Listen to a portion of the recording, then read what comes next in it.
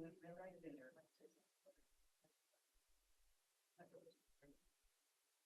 right. Good morning, commissioners, and over to you, Chair Harrington. Thank you, Clerk Moss. Good morning, everyone, and welcome to the month of February. I can't believe it. Chair, just to announce, I see we have many members of the public in attendance today. If there are additional members of the public or staff that do want to view, we do have additional seating in the auditorium. So just out these double doors and straight to the left, and you can watch and hear the meeting in the auditorium as well. And I'm sure everyone knows we don't take public comment during work session, but we do at our 10 o'clock meeting. So, and if you would like to speak, please do sign up early because we have some frequent visitors who, in my words, have been monopolizing the opportunity. So there we have it. Okay, so we'll check in first on our formal agenda. We just have a consent agenda, no action items, no presentations. Are there any questions on the formal agenda? Okay. Madam Chair, so we do, to draw the board's attention, we have 7 people currently signed up at the beginning of the meeting, 3 at the end. So we'll leave that to the board's discretion. Are they all on a similar topic? We have half are on libraries, and then we have some on sustainability. Okay. Is everybody okay since there's such just a consent agenda that we do all 7 that's early? Yeah. Yeah. Okay, great. Oh, and Commissioner Fye has joined us virtually, so we have a full complement of commissioners. Though I do want to note, Commissioner Fye, we do not allow Zoom attendance for executive sessions, so you will be missing all of that later today. Okay, next we'll move on to the library funding and governance process presentation on the future-based service levels and cost assessment and potential levy rates. And we may recall that we had this topic before us a few months ago with the current service level assessment from Marina and Company. So if you had any questions on the known, so to speak, I hope you looked back at that.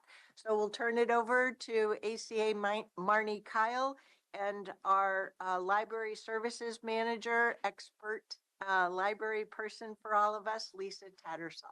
Great. Thank you, Chair Harrington and board. Good morning.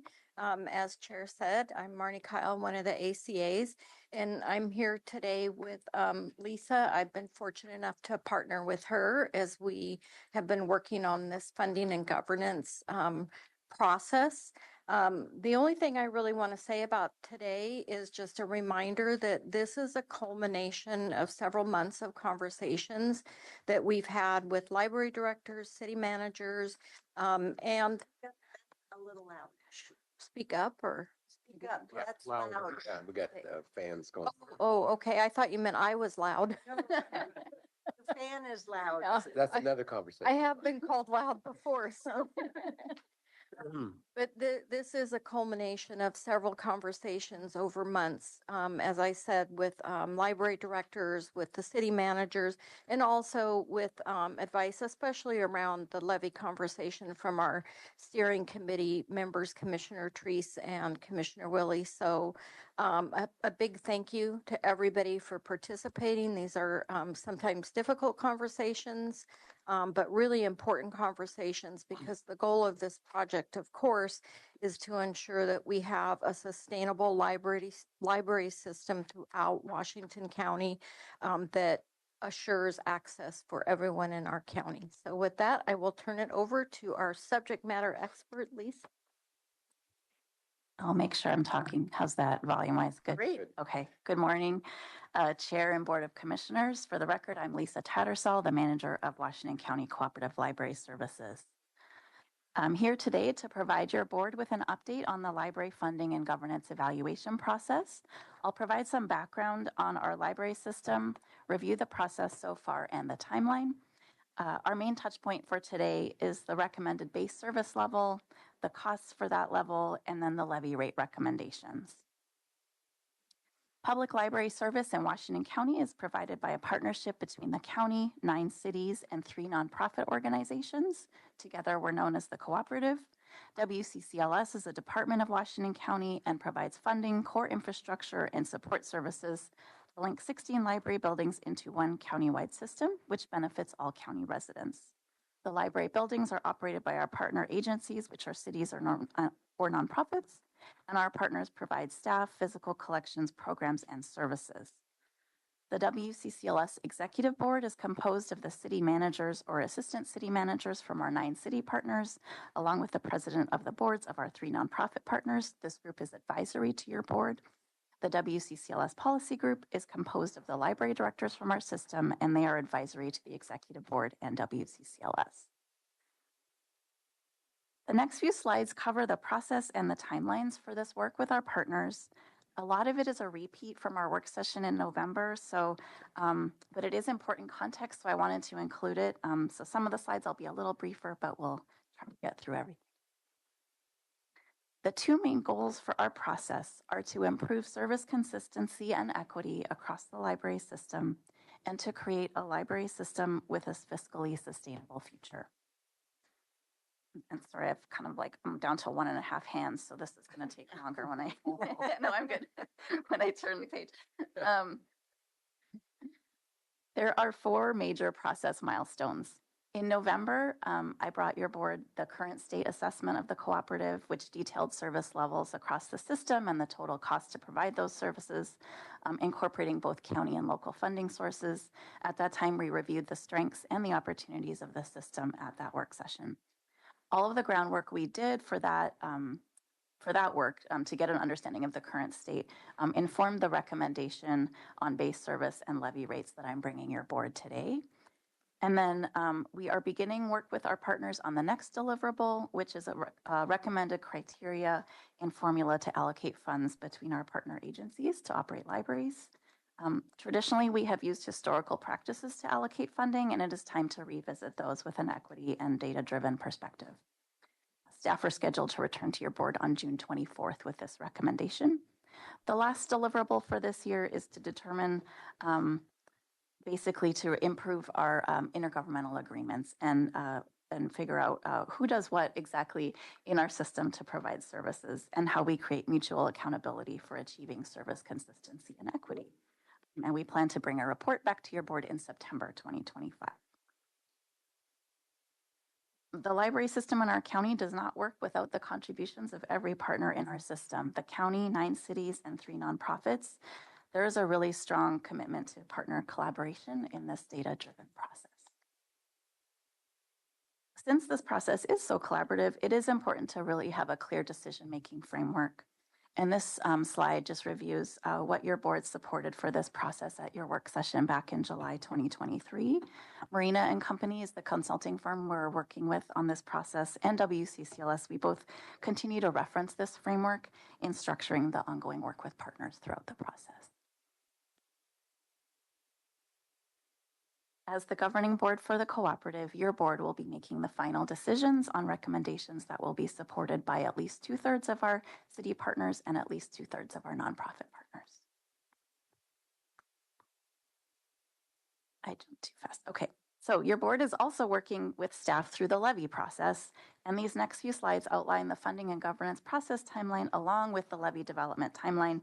Levy is on the bottom row, funding and governance is the top row. Items in orange are board touch points, and then this slide just reviews what we did in 2024. And now we are here in 2025, and things are picking up. We've got a busy couple of columns there. So in the first column, our levy polling is currently underway. We have a steering committee scheduled for February 26th to review initial results, and then a presentation of the polling results to your full board on March 11th. In the next quarter, there's a lot happening. In terms of the levy, we have a second round of polling in April. Your board will receive those results May 6th. There'll be another work session on May 27th for your board to discuss ballot titles and explanatory statements for both levies, and then a public hearing to adopt those on June 3rd. At the same time, while all of this levy work is happening, Marina will be working with WCCLS and our partners to work on the funding allocation formula, and those recommendations will come back to your board June 24th. Levy education will kick off this summer and last through the fall until Election Day, November 4th. And then in September, we'll return to your board with recommendations for governance improvements in our next IGA. And then we'll provide draft IGA language for your board in February of 2026, moving us towards signing those final IGAs by June 2020. I'm not ready to imagine 2026 I know. yet. Here's my planning. I'm wearing the sweater of 2025. It's a pretty busy one. It is. So look even further out into the future, this next slide shows that the new IGA and new levy cycle would be in place from July 26th through June 31. And the project would close out with Marina and company issuing a final report with lessons learned and any potential long-term recommendations for our cooperatives funding and governance, along with a roadmap to execute those, should your board wish to do that. And staff would bring this report to your board in the fall of 2026. Okay, I tried to go fast. I really appreciate how you've laid the timeline out, and you've done this for us a few different times. And I really appreciate how it's settled out. I'm very sensitive to our following through on the referral by June 3rd because the work of the campaign that needs to be done with commitments all set financially on the campaign no later than mid-September. It's really interesting to see the 2026 dates through 2031 as I remind myself that no sooner had the voters passed the levy in May of 2021 that I got an earful from one of the local city managers who is once again working as an interim city manager, wanting to change the disbursement formula because following our then recently adopted equity resolution. And I said, look, we can't do that. The voters just approved this levy. But if the cooperative, particularly the executive committee, wants to go through a process with regard to equity and a distribution, that I would be more than happy to sponsor bringing that to the board. Well, that person never followed up on that opportunity, chose a different, very public path, creating a separate storyline.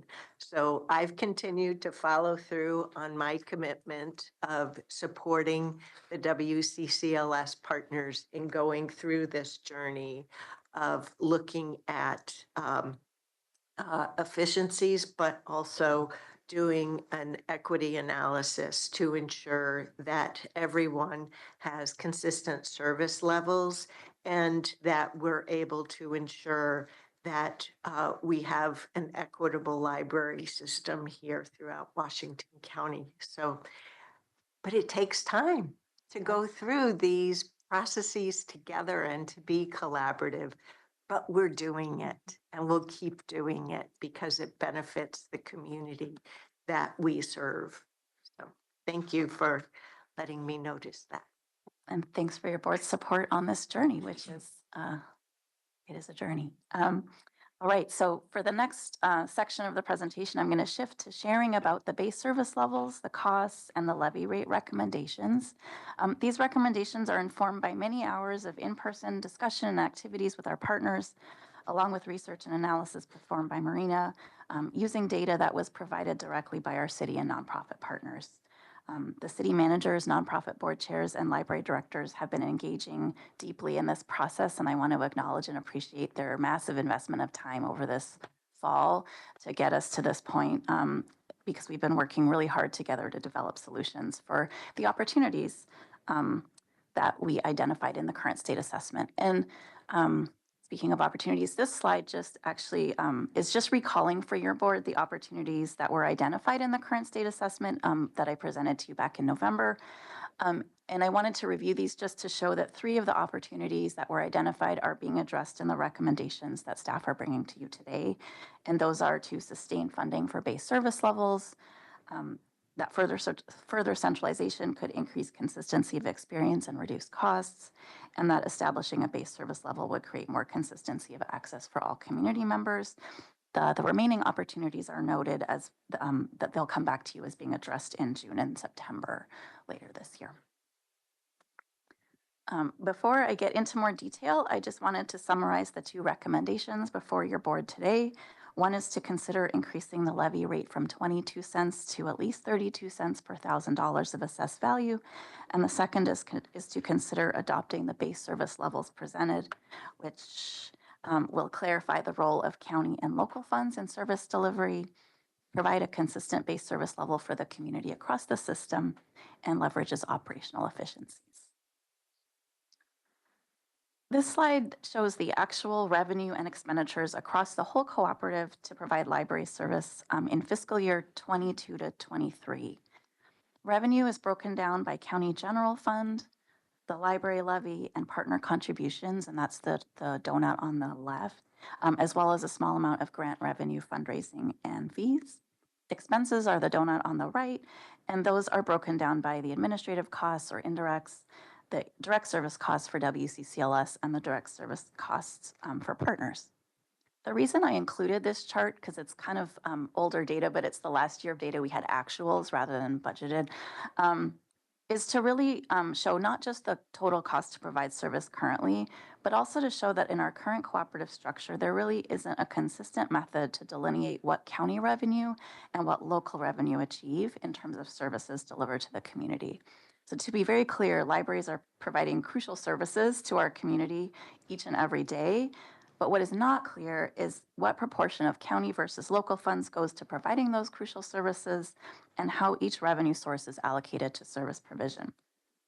In addition, the ratio of county versus local revenue to provide service is different for each partner. Some partners receive less or more county funding, depending on their size, and it also varies in proportion to what they're able to locally contribute. And so each partner is able to provide, they are not able to provide consistent levels of service. They provide different levels of service depending on the revenue that's been made available to them. And so there is not a consistent level of service experienced for the various levels of county investment in each library in our system. And I think this is one of the biggest opportunities for our system to address. And we are doing that with the concept of the base service model, which I'm going to introduce on the next slide. So the base service model really serves to clarify the role of county funding in the library system and allows the county to support consistent levels of service across all of our libraries. In an environment where the costs to provide service continue to outpace the revenue available, it is really important to have clarity on what service levels that our county resources can support. We also need to focus on leveraging operational efficiencies to maintain community service without reducing service hours. So I'm going to talk you through the slide now. The orange bars at the bottom are show what services and service levels that county resources would support in a consistent manner across the system. County funding, which is the general fund transfer and the library levy, would fund 3 elements of service. Allocations to our partners to support 45 open hours a week, digital and physical collections provided centrally by WCCLS, as well as the infrastructure and support services we already provide to the partners for system continuity and consistency. I want to emphasize that 45 hours a week is definitely not the ceiling for open hours at libraries in this model. Libraries can be open for more than 45 hours a week, depending on how much local funding partners allocate to their open hours on top of base. 45 hours is simply the base that the county supports with county funds for local communities to augment as they see fit. This consistency across the system for county-funded hours creates more service equity across the system. In the current model, partner contributions are currently about 1/3 of the total revenue. And so in our base service model, Any partner contributions are noted in the blue bars at the top, and those would go to additional local open hours, funding additional local service priorities, and covering local indirect costs as well. This model really allows that local flexibility and discretion in service priorities while ensuring that the county funds a consistent base experience for users. I just observe, when we use the word consistency, I think it's really important that I use the word base at the same time. Mm. It's a consistent base. Otherwise, if I just talk about consistency, then people are going to think that if you go to a library in one part of the county versus another part of the county, that it's going to be same in every single location. And that isn't our goal. Our goal is to ensure that we have a very good base service level that is consistent from place to place to leverage all this funding and to hit equity targets as well, but that there can be additional local services above that. Your chart makes that very clear, but I think this is where, in terms of messengers and supporters of this, we need to be talking about consistent base. I appreciate that, and that's, I think, a really good call out on the language. Thank you. One service efficiency incorporated into the base model is the centralized purchasing of physical library materials, such as books. This efficiency was identified by the partners participating in our process, and the partners agreed that centralizing book purchasing improves the financial sustainability of the system. This is an operational change that impacts staffing at local libraries, and it would reduce the number of positions needed locally to select, acquire, and catalog physical books on shelves in libraries. Doing this in a centralized manner is a standard practice for large systems of our size, and making this shift brings us into alignment with current best practices and reduces the cost to the system overall. The shift would impact how our partners allocate their staffing locally, and partners have over 2 years to adjust their staffing models in response. I really want to acknowledge that an operational change like this can cause concern among local library staff at our partner agencies. I want to emphasize that these operational changes stem from the need to manage the costs to the system to provide service and are not a judgment on the amazingly dedicated work that library staff have put into their local collections over the years. WCCLS has committed to ensuring that libraries are involved in the development of the collection management policy that will guide the selection of books for the system. In addition, library staff will have an ongoing mechanism to provide input on local needs to ensure that centralized selectors are able to purchase materials that meet those community needs. WCCLS is also committed to a data-driven approach that's necessary for managing and increasing value for the community from a collection at this scale. Lisa, can you comment on how confident you and the consulting team are that this savings would be realized by taking this action? Pretty confident, otherwise we probably wouldn't I bring mean, it the here. exact amount is probably not going to be exactly Yeah, $4 million, but it might be 3.8 or 4.2 or somewhere in that range. But the team is confident in that.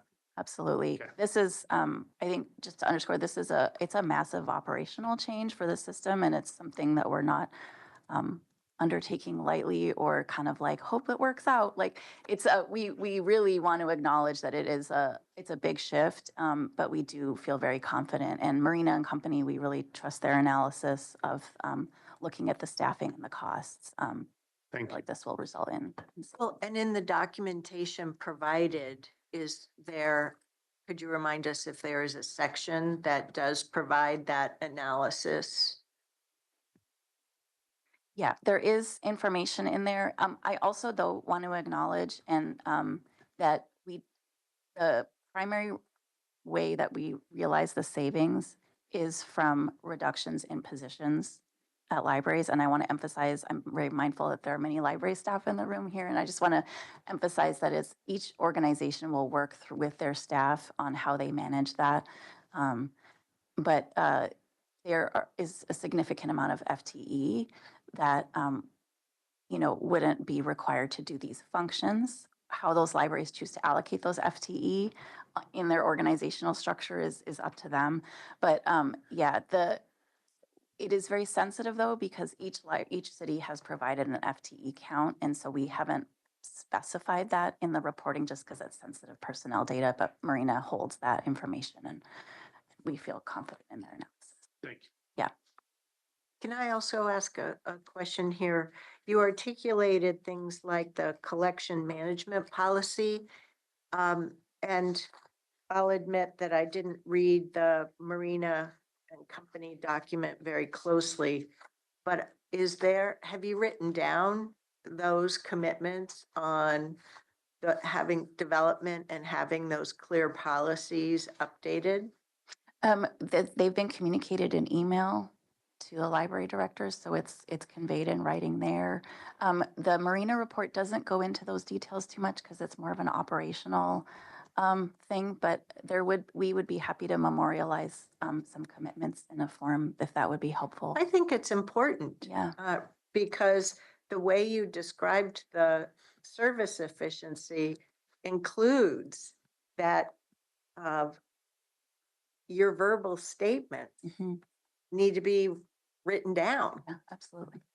So, so that as we travel through the FY 26, 27 through FY 31, maybe that's 32, time period, we know what is supposed to be done. Mm-hmm. But if we don't write it down, it's just a thought. Mm-hmm. Absolutely. Yeah, we can consult about what that would look like. Thank you. Thank you. All right. This slide illustrates a financial forecast for county revenue and expenditures to provide this base service model over the next 5 years of the levy cycle. The turquoise blue bar at the bottom shows the assumed general fund transfer. And I also want to emphasize that the general fund transfer for libraries is always pending the budget committee approval and your board's adoption of the budget each year. This model on this slide assumes a 13% reduction in WCCLS's general fund transfer in fiscal year 25-26. And that just represents the middle of the 3 reduction scenarios that staff are preparing for county administration. This model also assumes no increase in the general fund transfer after that, beyond a projected 4.25 assessed value increase. And we ran all of these assumptions past finance as well. But what is not clear to me, Ms. Angie, is given that the state provides the required PERS, right? When we go back to our roundtable slides, there was the increase, 13 or so % medical or healthcare increase, then the increase because of state required PERS contribution. And how do we go, do we have a 5-year forecast that attempts to capture that? Without that, then what I think is, well, we're talking, a lot of this is about people, and we know our personnel costs are some of the highest costs. So this is where I'm like, better to be safe than sorry and go with the higher, oh, I'm sorry. I misinterpreted the 2 lines. Mm-hmm. Let's step back. I think it's really important for you to articulate the difference between the straight line and the dotted line. Yes. Because I made an assumption and it's so small. Yeah, let me Pause that till later. Okay, do you want me to 'Cause run it's through? been on my brain. I can run through the rest of explaining the rest of the Oh, sorry, I touched the mic. That was a terrible noise. I can run through the rest of the items on this slide and kind of identify what they represent. So the yellow bar in the middle represents the projected revenue from the current local option levy rate of 22 cents. If voters approved a 10-cent levy rate increase to a total of 32 cents, that is the orange bar that stacks on top. And that rounds out the forecasted revenue in this financial model. The forecasted cost to provide the proposed base service levels is reflected in the solid navy line that runs across the top of the bars. As you can see, the projected costs for base service level aligns well with the projected revenue in this model. This chart shows that the library system can sustain base levels of community service over the next levy cycle by increasing revenue for the system in a 10-cent levy increase and by making operational efficiencies, resulting in a forecasted $4 million in savings. The dashed navy line above the solid navy line reflects the cost to provide base service levels without the efficiency gained by centralizing the purchase of library materials. And so this chart just shows that the cost to deliver services without the efficiencies outpaces even a 10-cent levy increase. So now I'll ask, between Ms. Angie and the two folks working on the steering committee for this project and the levy work, I'm a little nervous about not just our proposed budget this year, but here we are trying to get our heads around this next proposed budget cycle and the one after that. So, you know, everyone and employees especially aren't through this grueling process year over year. But we're planning out a future 5 years. My crystal ball's not that good. How's yours?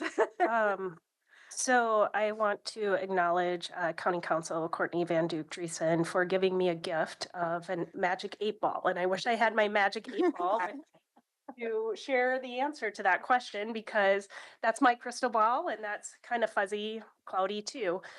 So I actually want to talk about both the expenditure and the that'll get to the revenue piece. First, I'm going to start with the 4.25 assumption, assessed value increase. As a reminder, we have 3% growth, 3% plus growth. And so I think even 4.25 could be very, it's risky. So I want to That's also new acknowledge construction, new housing units, new commercial building. And you, this board has heard me say before, our employees are our most valuable asset. And when we talk about our library system, that includes all of our partners. So as we head into long session, already there's some indication there may be more impacts on PERS. We don't know what that forecast holds. We also know that inflation is, I'll call it questionable as far as how it is impacting personnel costs. So getting a clear base understanding of what are the base consistency services for the centralized library is incredibly important. There's a huge risk in this. So I just want to acknowledge that. And what staff can do is outline what some of those risk factors are. And many of those factors, to be honest, they just are not in our control as we move forward. I recognize exactly what you're saying here, but I also want to remind people that in our last meeting, we did approve the survey to look at 10 to 15 cent increase. And we're testing what the opportunities are as well. Mm-hmm. So we recognize the volatility here, and we're trying to test for what can we do to just make that less of a problem. Thank you for that ad, Commissioner. And I would just acknowledge over this last 5-year cycle, we've experienced a lot in the library system just from inflation. And so by pulling that information is based on the learning that we expect to still be in some unprecedented times and want to create stability in the service. So you had shared, Chair, from a staff perspective, also for a community perspective of consistency in services moving forward and confidence from the voters. I think the other thing that I've learned as a steering committee member is the complexity of all the different libraries rolled together and how, when you look at the charts of how they're funded, it is vastly different. And we recognize that our future is going to be dependent on developing more consistencies in that piece as well, which will help us deal with the volatility of the expense model.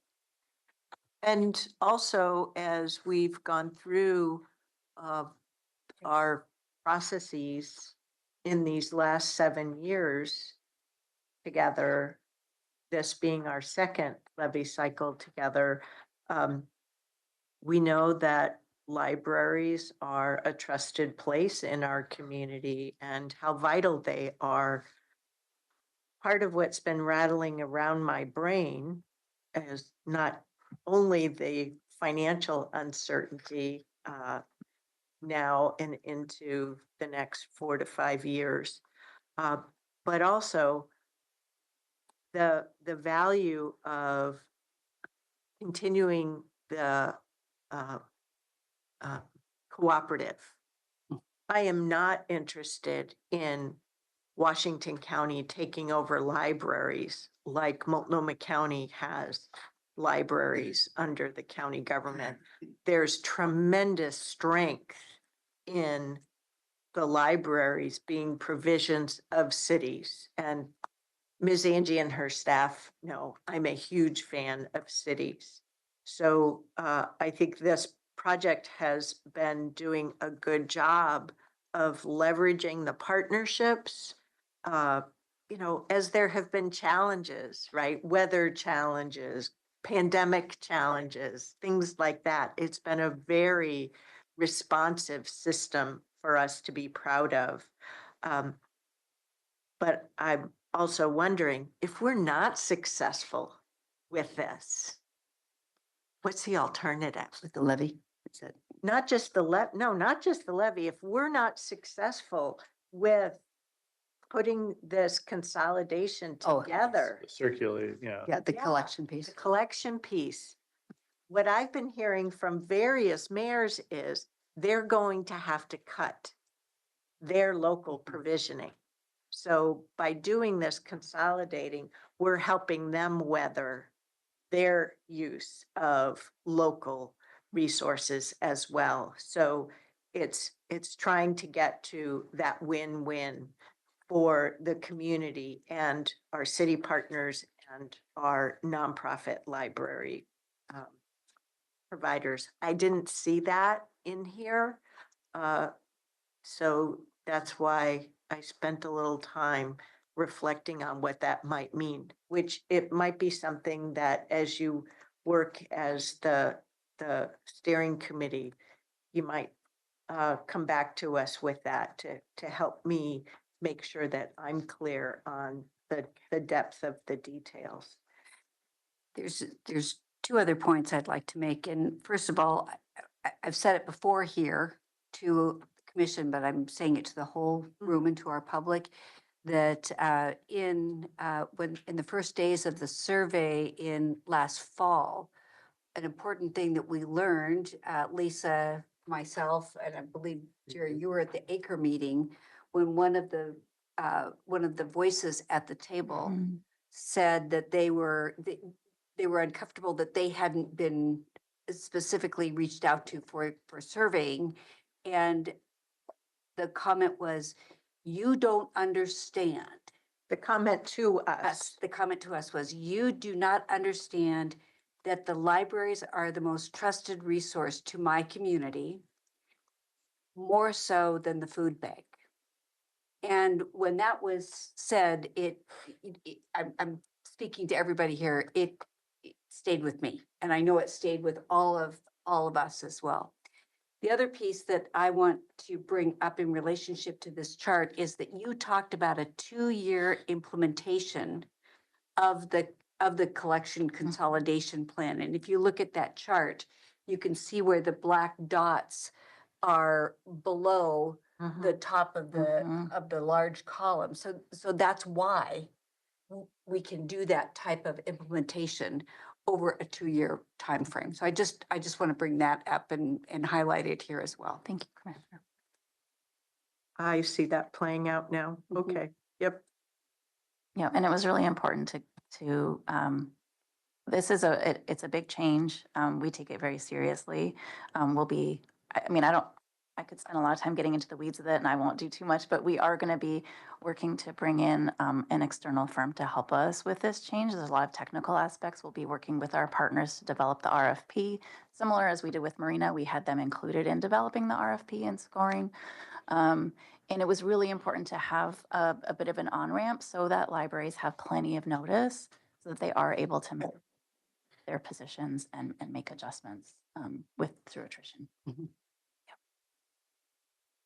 I want to be mindful of time because I believe you all need to. Yep. Want to be careful. Okay, so we've got last slide. We continue to be so grateful for your board's leadership and support on this journey to develop shared solutions. None of this is easy, and we are just very grateful for your support and leadership. And this brings us to the policy questions for your board. Does your board support exploring a 10-cent levy increase for libraries from 22 cents to at least 32 cents per $1,000? And does the board support the recommended concept of base service levels for the cooperative? And does your board have any further direction for staff at this time? If you don't mind, I'd like to start. I'm really interested in seeing, I'll be really interested to see the polling because there are a lot of risks on my mind. We are hearing school districts from pressure from changes at the state level, federal level. I'm concerned about the risk of school districts needing to scale back their programs in order to ensure that they protect the teacher ratios per student. So they're going to really need to keep focusing on core, which means programs for helping kids with after-school programs or at-risk programs are going to become that much more at risk, as well as what we're seeing through the new presidential administration, talking about cutting the Department of Education, which puts at risk all the pass-through funding. So this is where I'm really glad that we're looking at 2 different rates because I think we're going to have really strong headwinds, different than just the economic forces playing out in terms of if we don't continue to have the in-migration in the state and the new construction as we have had. So if our property tax increases are only at the base 3%, how do we keep the system together when we know the community would be seeking the opportunity more and more through the library? So I think spreading the funding of the system across all of us countywide will help us all weather the storm, so to speak, collectively as a community. So not only do I support exploring the 10-cent, I totally support the exploration of the 15. I really do understand the base service levels and want to ensure that everyone continues to hear not just my one of five support, but us as a full board supporting these continued efficiencies in the system, as well as operationalize our commitment to equity throughout our community. So. I was going to make the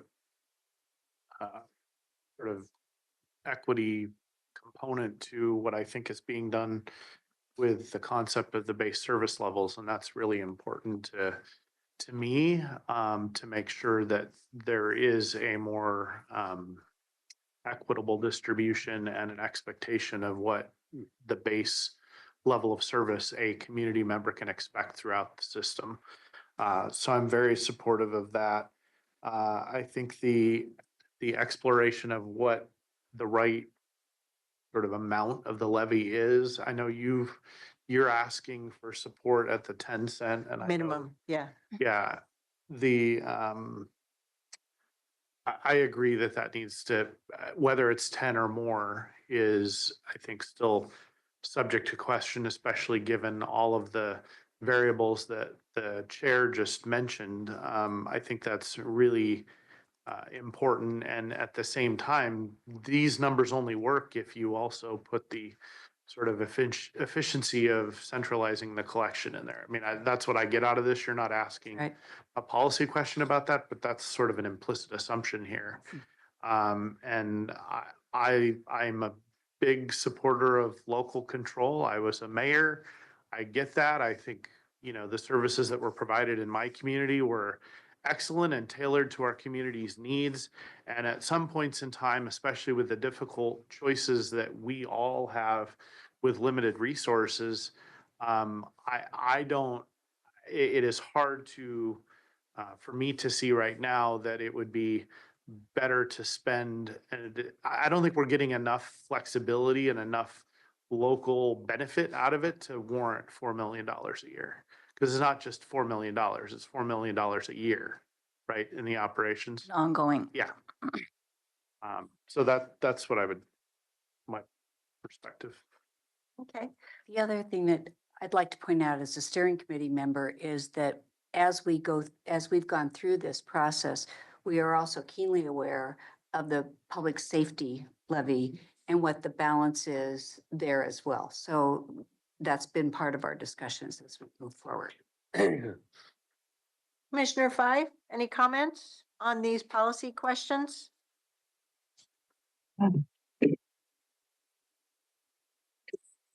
Chair Harrington, thank you. I appreciate the acknowledgement earlier about virtual participation. And I appreciate you calling out that the executive sessions, I understand that our rules of procedure does not allow virtual access to executive sessions, so I fully understand that. And my decision to participate remotely today is out of abundance of cautions for public health and under the weather this week. In terms of this topic, I really appreciate the comments you made about the poll, because that's the first question I had when I was reviewing this material to try to figure out what does the community say about how much we should go for increase. So I'm in support the comments you made around that particular bullet point. In terms of the other two, thank you for your great presentation. I understand that there are a lot of staff, library staff there. So I am not there physically to see you all, to wave to you, but I give you my virtual wave and thank you for joining us this morning. I think you've made a comment when you were on the slide around service efficiency, around the impact it will have on staff, and you were very cognizant in how you put those and how you worded that narrative. But I would like to fully understand and to the impact of staff and to, in a way, what was said earlier around the funding and the equity piece. So, I think it would be beneficial to me if we can get a clarity on how governance changes will enhance mutual accountability and how long-term sustainability could be beneficial. And I think ensuring transparency and how funding allocations are determined, I didn't quite get. I got a note that said I'm muffled.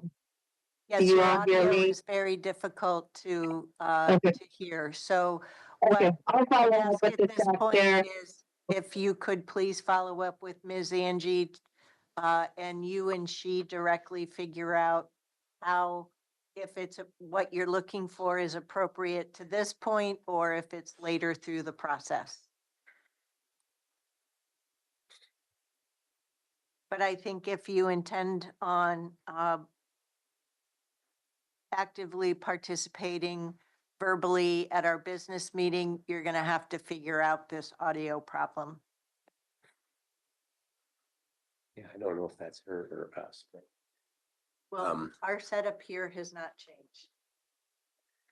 so I guess, Jason, I would certainly echo what you were saying about the cities loving their libraries, and certainly mayors are a part of that encouragement to fund them adequately. I think it's important for me to to point out that we're talking about a 10% increase here by the chart here on slide 18. If you've got that in front of you, is equals $9.1 million. So a penny is $910,000 at that level. And if we would not implement this new circulation $4 million savings, then that $9.1 million is really $5.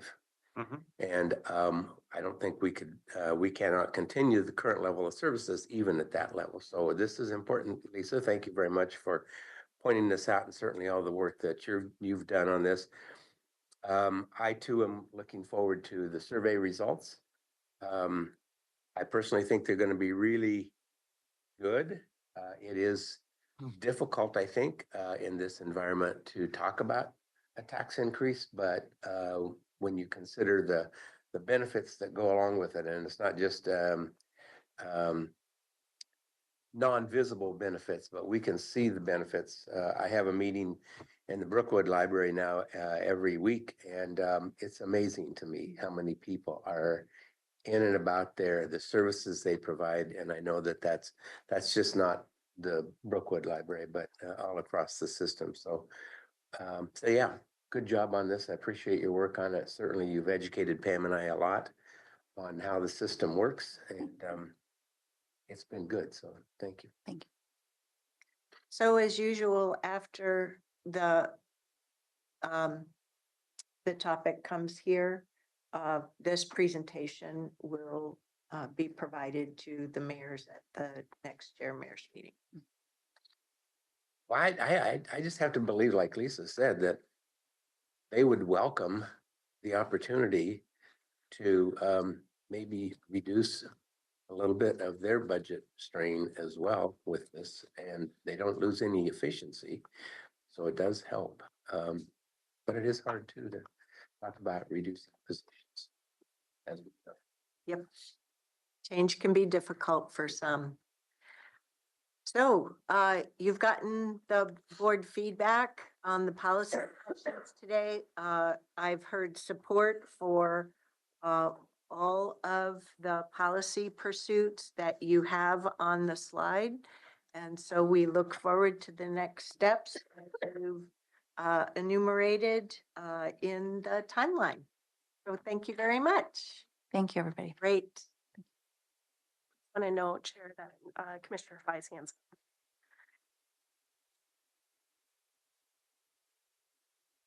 Tanya, I just wanted to check my audio. Is it better now? It's improved a little bit. It's still quite fuzzy. Oh, that might be because of my cords. No, it sounds more like a machine fuzziness, not a Hank Hole fuzziness. Okay, so we're going to pause our work session and we'll convene in our business meeting at 5 past the hour. Thank you.